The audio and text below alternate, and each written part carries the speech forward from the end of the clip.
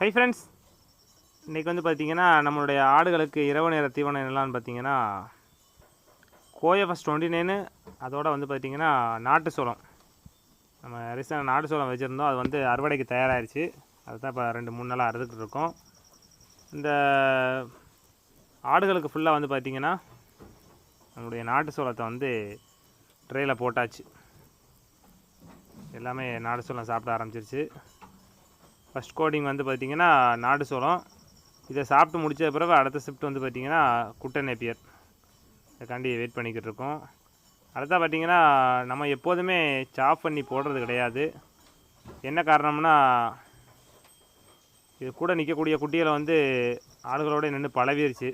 நம்ம இதை வந்து இப்படி போட்டால் கூட ஓரளவு சாப்பிட்ருவோம். நம்ம சாப் பண்ணி போடும்போது அதனுடைய குட்டிங்க வந்து உள்ளே போய் நீர் விட்டாலும் சரி, புழுக்க போட்டாலும் சரி, அந்த தீவனம் எல்லாமே வேஸ்ட் ஆகிடுது.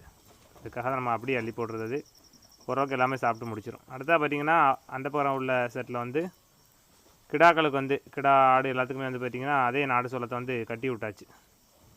மோஸ்ட்லி இந்த டைமில் வந்து நம்ம அறுவடை பண்ணுறது வந்து பார்த்திங்கன்னா ஒரு 100க்கு ஒரு 70% வந்து பார்த்துட்டிங்கன்னா ஆடுகளே சாப்பிட்ருவோம்.